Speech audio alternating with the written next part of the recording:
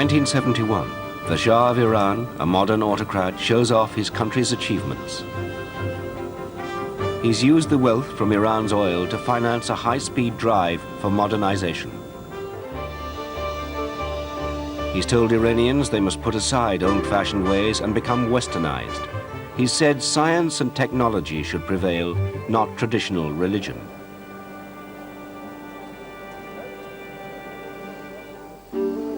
But 8 years later, his regime is crumbling. In January 1979, after months of strife, he heads for Tehran airport. Though the Shah claims he's leaving on holiday, everyone knows he's going into exile.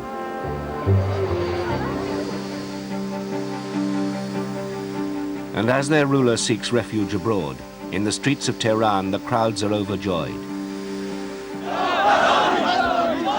They pin their hopes on a 77-year-old exiled cleric whose priorities are the opposite to the Shah's.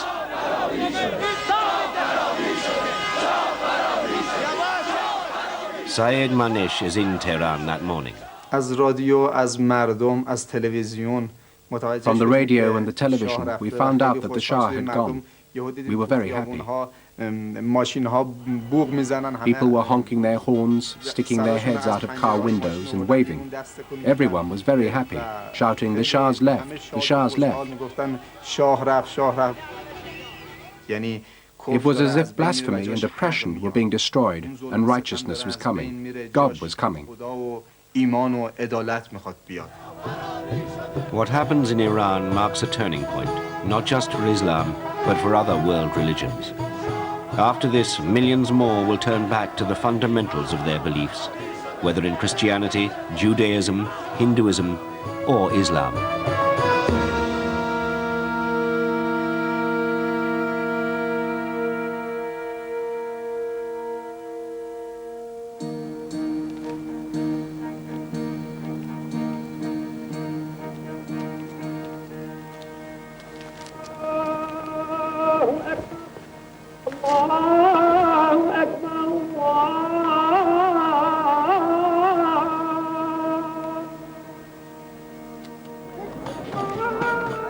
At the start of the century, Islam was one of the largest religions in the world.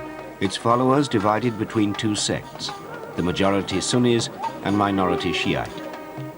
Most Islamic people were still under the political rule of European empires, but the mosques remained at the center of their spiritual life.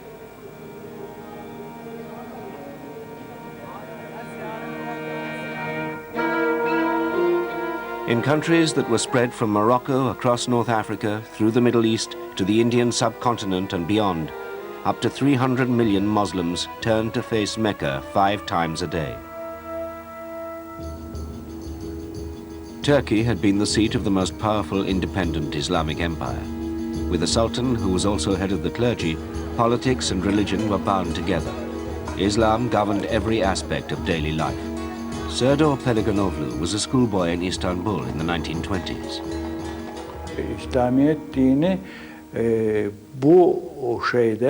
The religion of Islam came as the first obligation before anything else.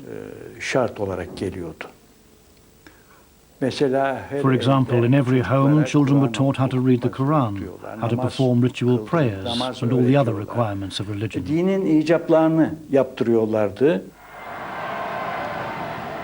But with the old Ottoman Empire cut back after the First World War, radical Turks demanded a secular government. The Sultanate was abolished, and one man took power to impose a social and political revolution. Here alone in a guarded mansion lives the man who, out of blood and steel and ambition, created both city and republic. Mustafa Kemal, now called Atatürk, or Father of the Turks. Ataturk was determined to remove religion from politics. Mosques emptied as Friday ceased to be a public holiday and the influence of the clergy was undermined.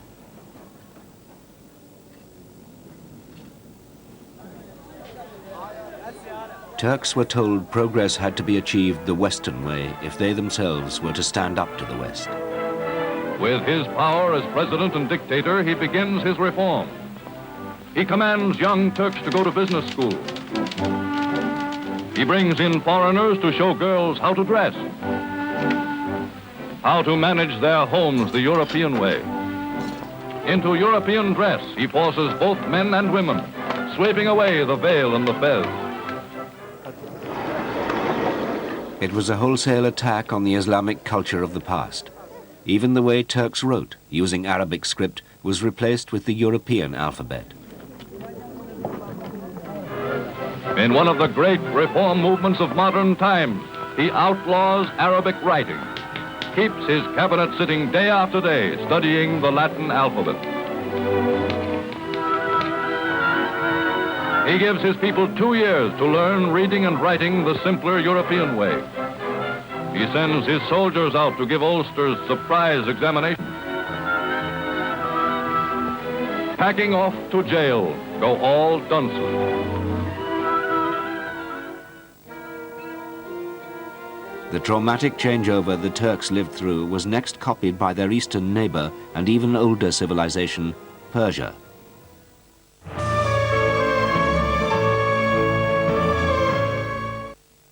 De Ooster.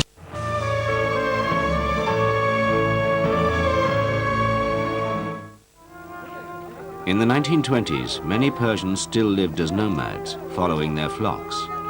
Women were kept sequestered and veiled. But a coup d'etat by reforming military officers rushed the Persians into a new age after 1925.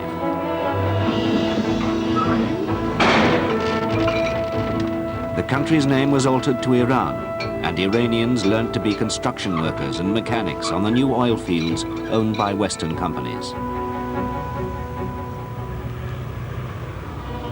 In 16 years, the Iranians have learned to live a new way. The feudal towns have changed to cities. Mules and camels have given way to cars and motor buses. Docks have been laid out on the Caspian Sea and the Persian Gulf.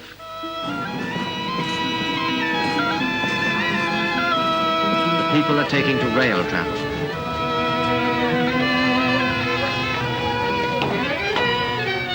In Tehran, a great national university has been started.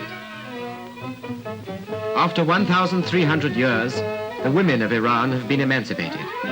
They may go about unveiled, free to mix with other men and women, and to take part in the life of their country. When the veil was abolished in the 1930s, Maulud Kanlari welcomed her new freedom.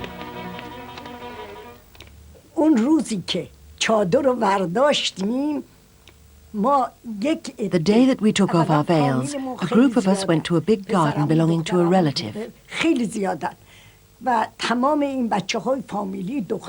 We were a very big family, many cousins, boys and girls. The garden was always open and everybody could come. We started singing and dancing because we were free.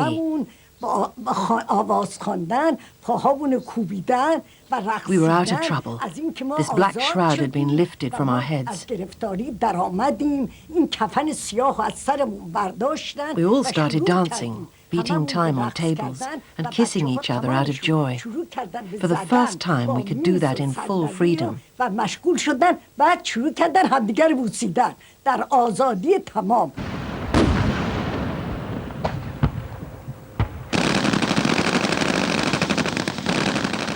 After the Second World War, when colonial troops were used to fight for their Western masters, the demand for independence grew. On the Indian subcontinent, the question of whether the new country was to be religious or secular in character led to partition. Pakistan hived itself off as a Muslim state, but in India, religion was to be kept out of politics. To India's first Prime Minister, Nehru, technology and engineering were the new gods.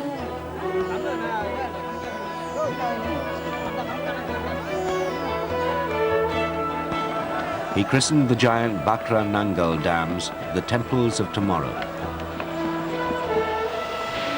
Lined with cement concrete, the Nangal-Haidal Canal is a miracle of engineering. Indian technicians surmounted tremendous odds in opening up a track infested with thick, thorny jungles.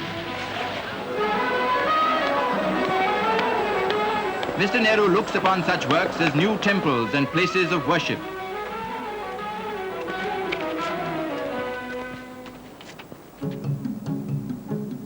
In Egypt, in the 1950s, modernization was well underway, but Egyptians wanted real independence from the European powers.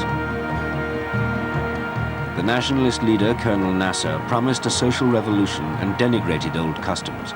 He asked Egyptians to believe in industrialization and socialist planning. A group of Muslim militants had a different vision of Egypt's future. When they stood in Nasser's way, they were imprisoned, exiled, or executed. And Islamic opposition would have no place in the new state. By the 1960s, Cairo was becoming the modern capital of the Middle East.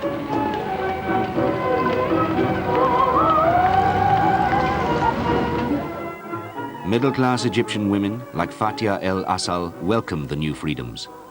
صوري في سنة 60 ما تلاقينيش لابسة البنطلون. You would see me wearing trousers and a sleeveless blouse, and I didn't even think about it. البلاج كنا بنلبس المايوهات. At the beach we would wear bikinis, walk along the beach and swim. We were athletic and joined sports clubs, all of us without exception. Brothers and sisters, uncles and aunts, all mixed at the club.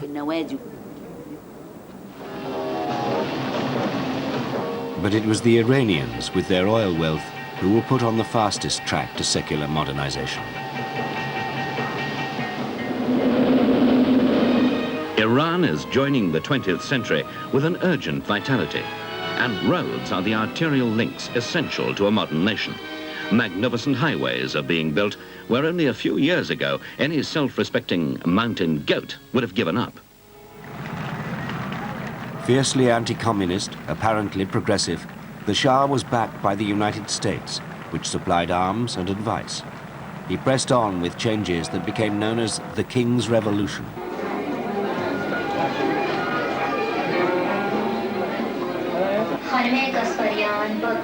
Persian women kissed farewell to their yashmaks and purdah a long time ago. Now, thanks to the King's Revolution, they can vote, they're in parliament, and Tehran boasts the only woman police superintendent. The Shah dismissed protests from the left and from the right-wing Shiite clergy that he was moving too fast. This is the very familiar, what we call unholy alliance between the black and the red. That is the communists and the very reactionary people or strata. We always see it, because they are both against the progress and the happiness of this country. When a small group of mullahs in the religious center of Qom continued to oppose him, he sent the most critical of them, Ruhollah Khomeini, into exile.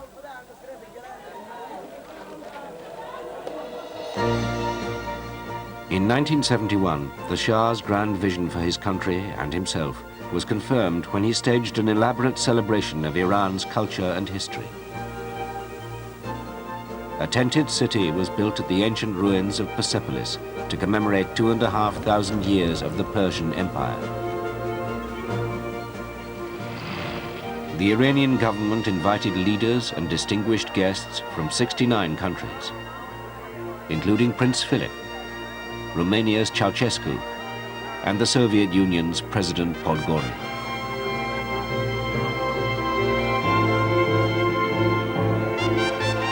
They ate baked peacock and quail's eggs off gold plates under crystal chandeliers. The food and wine were flown from Paris in a fleet of aircraft. Although the extravaganza cost millions of dollars, the Shah's purpose was to show the West the sophistication of the peacock throne.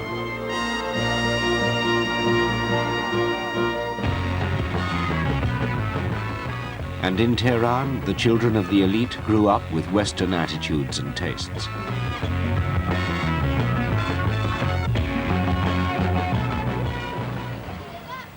But many other Iranians saw the modernization as alien and corrupt.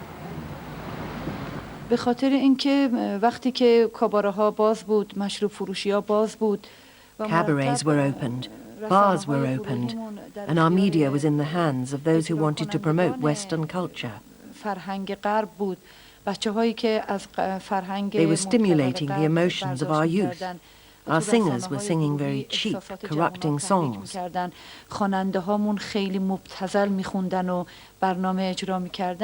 This was pushing the young people towards drinking, corruption, and all the ills of society.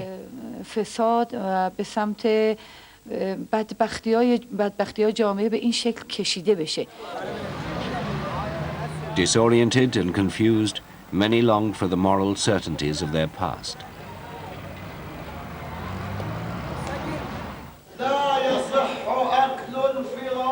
In the mosques, mullahs directed people's resentment towards the Shah.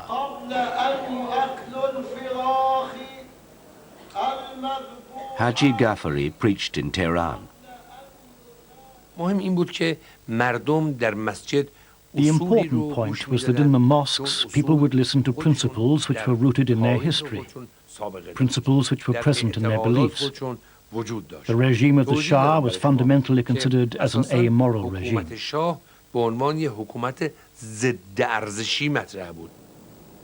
The mullahs drew their inspiration from the exiled Khomeini, who kept in daily touch from Paris. His staff sent recordings of the Ayatollah to be played at public meetings at home.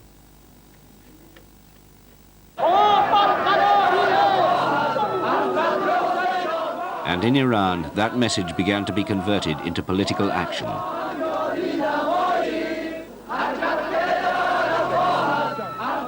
At first, the demonstrations were isolated, and the Shah, who'd up to now relied on his secret police, sent troops to try and contain them.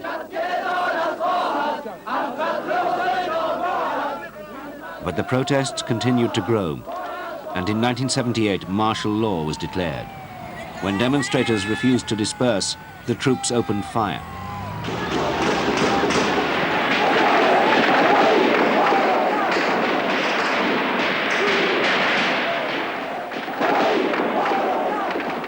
Black Friday left more than 100 dead.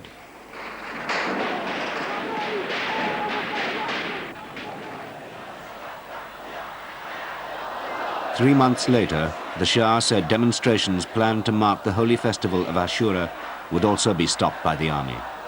But when millions defied him, he was forced to withdraw his tanks.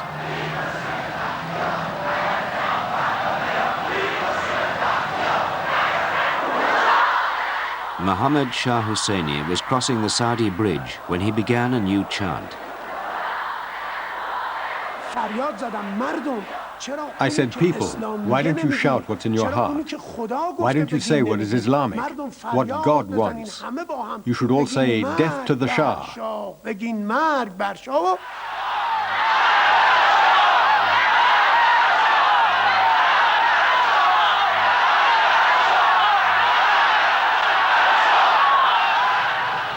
For weeks, the Shah's regime tottered.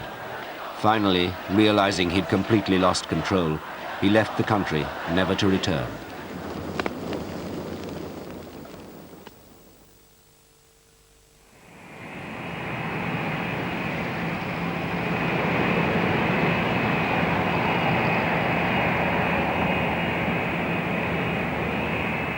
And on February the 1st, 1979, a French airliner brought back the man Iranians looked up to most. Ayatollah Khomeini was welcomed back as the Imam, the supreme leader.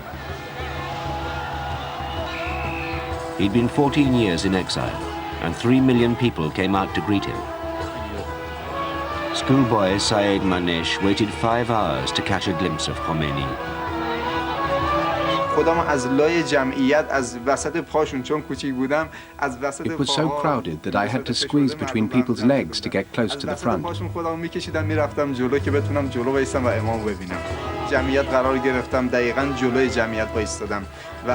got to the very front of the crowd, and when the Imam's car passed by me, I saw him, and I became very happy and I waved at him.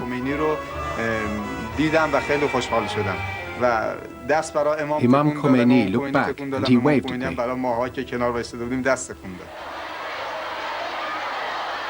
Khomeini said, "We want Islam, only Islam." 2 months after his return and a referendum in which 98% of Iranians voted for him, he declared the first day of the government of God.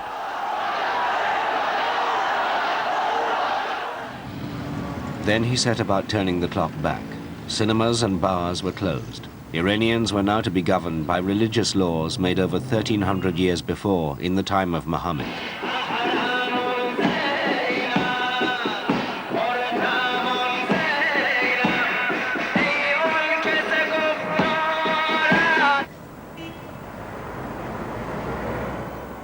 Step by step, society was resegregated by sex. On buses, women now used different doors and sat at the back.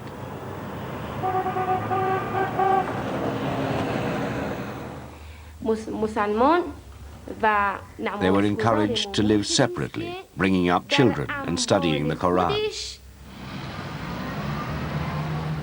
And inspiring these changes was the vision and charisma of one man, their spiritual and political leader, both Pope and President at the same time.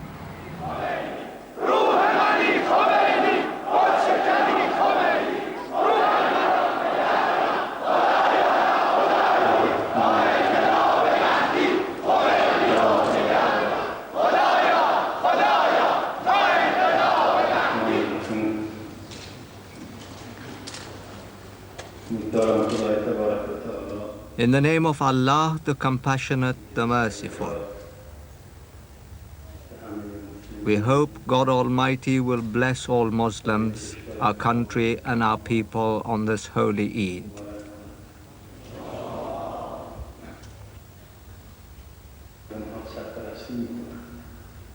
To serve Islam is to serve mankind.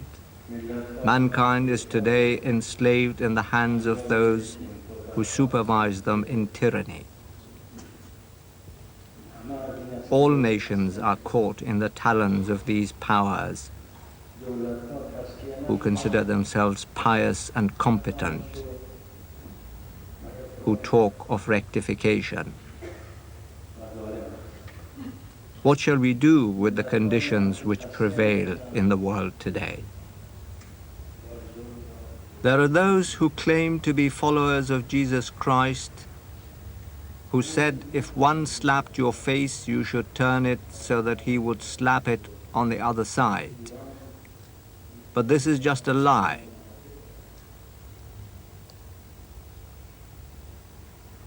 Jesus Christ would not make such an error. If he had been given the opportunity, he would do exactly what Moses did to the Pharaoh.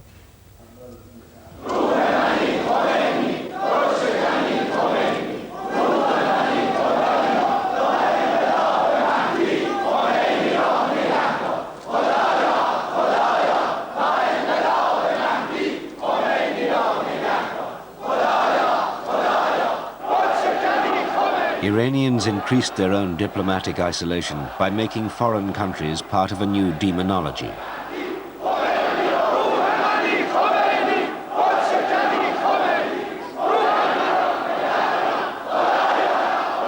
To the mullahs, there was little to choose between them. America is worse than Britain. Britain is worse than America. Russia is worse than both of them. And each one is worse and uglier than the others.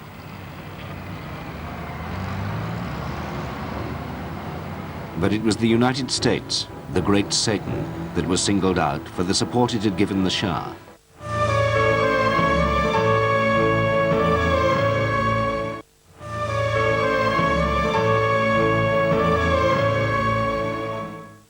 In November 1979, the American embassy in Tehran was attacked by students.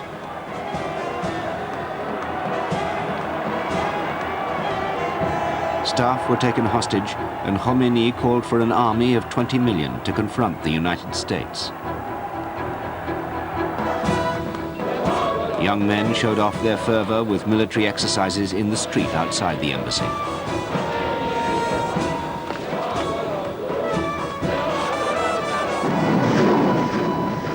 But the greatest test for the Islamic Revolution came a year later, when Iran was attacked by its neighbor Iraq, and the West gave moral support and covertly supplied arms to the Iraqis. To the Ayatollah, it was an assault on Islam, and he declared a jihad, or holy war.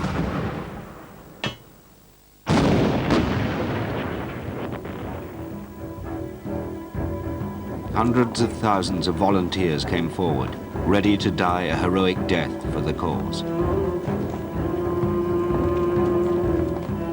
Mothers watched their sons go off to the front.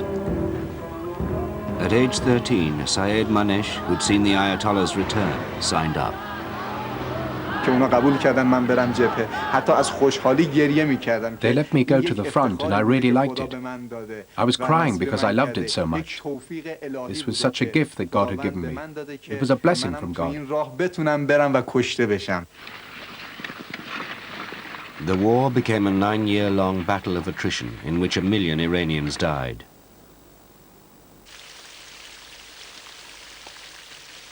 In Tehran, the lost blood, commemorated by the Martyrs' Memorial Fountain, seemed only to irrigate and invigorate the revolution.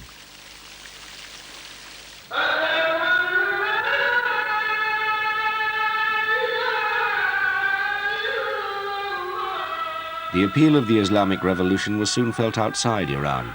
Even the majority Sunni countries had to acknowledge it. Pakistan, the only new country conceived as an Islamic state, had drifted away from the design of its founders by the 1970s.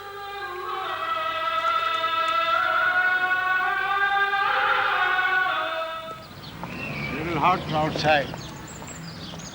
But when General Zia-ul-Haq had come to power, he'd courted fundamentalist support. When I took over on 5th of July, I promised 3 things. I said, first and foremost, I will bring back the Islamic values. I will venture for the Islamization of laws and bring in Islamic values, and third, I hold the elections. In 1979, 3 weeks after the Ayatollah's return to Iran, Zia issued new directives. Government employees would have to give up European clothing and adhere to strict Islamic dress. Education at state schools would be segregated, and girls would wear veils again. Shazia Lal was at the Islamabad College for Girls.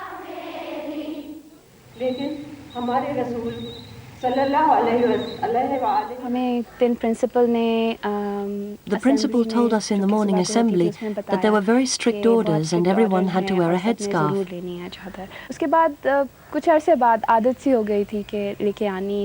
After some time, we got accustomed to it, that it had to be worn coming into school and going home, because the atmosphere was changing in such a way that you used to feel safer wearing a headscarf. No one would point at you, no one would pick you out or say something, and you wouldn't have to listen to the teachers scolding at school. One got accustomed to it later on. Every part of society, including Pakistan's economy, was to be run on Islamic lines. ये दिन अगरचे कौम हर साल मनाती है, लेकिन सरकारी. In his televised speech, General Zia announced that Pakistan would be Islamized. He's introduced a new form of a medieval Muslim wealth tax called zakat and set up a national charity fund for the poor, heavily subsidized by the Arab Emirates and Saudi Arabia. The tax was designed to provide a welfare system.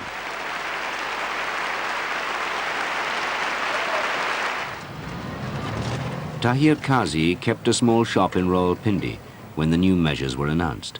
जब ये ऐलान हुआ ज़कात का, तो ये ऐलान अचानक हुआ था जब लोगों को पहले पता नहीं था. When the zakat was introduced, it was sudden.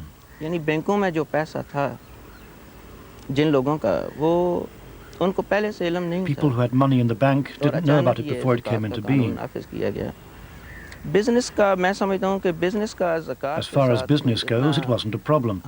There wasn't an increase or a slowdown. Anyway, we were craving for Islam. And when the law of zakat was brought in, we felt it was the first step towards Islam. जब ज़कात का कानून आया तो हमने समझा कि इस्लाम नाफिज हो रहा है, एक स्टेप इस्लाम का आ गया है. And after years of British-style secular law, the Sharia, Islamic law, was reintroduced. Pakistanis once again faced the punishments of the Quran, beheading for murder, flogging for theft or drinking, stoning for adultery. वो When these penalties were announced, it first came in the newspaper that tomorrow the punishments would be carried out in such and such a place. People even came from other cities, and these acts were watched by people the whole day.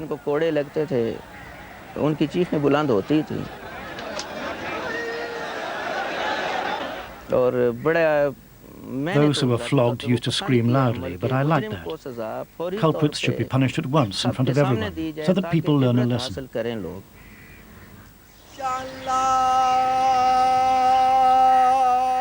In Africa, Islam was most deeply rooted in Sudan.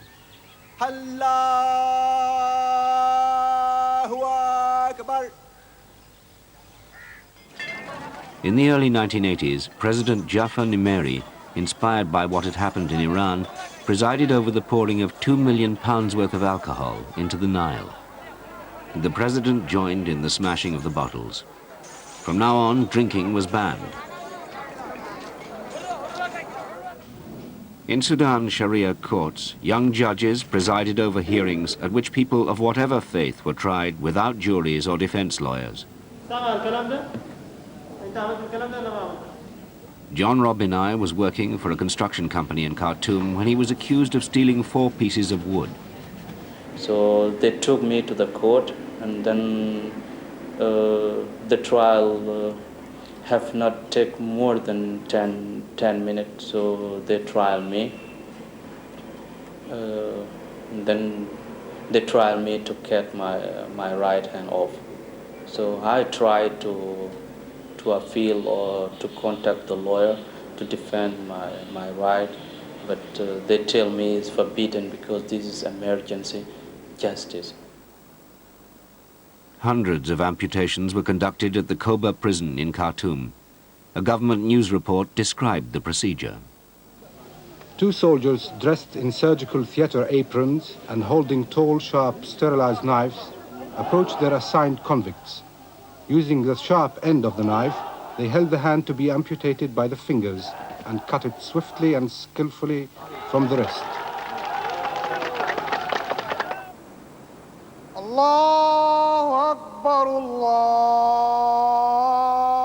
But in the biggest and most populated Muslim country in North Africa, Egypt, the government still tried to resist the rising tide of Islam and continue Western-style development. But the benefits of an economic boom weren't shared equally.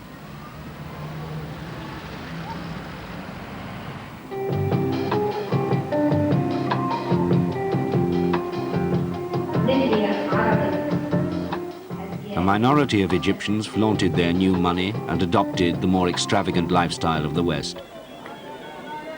Little of the wealth reached ordinary Egyptians, and agricultural prices fell. More Egyptians left the land and moved to the cities in search of work. There they found themselves in urban poverty, cut off from their old communities. Boom, boom, boom, boom. I love Snoopy. Snoopy loves me. I love Snoopy.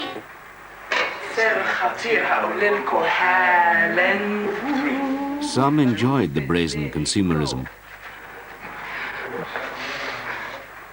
It's got to be really smooth. Really smooth.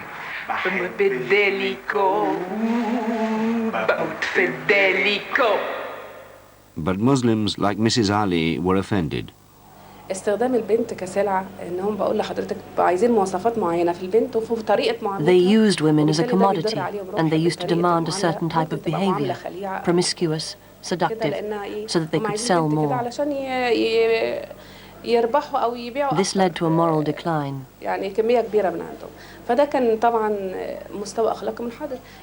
Islam calls for the respect of women and their right to work, but with dignity. They can work, but not as a way of seducing prospective customers. That really used to anger me. Militants pointed up the contrasts in Egyptian life and tried to draw people back to the mosques.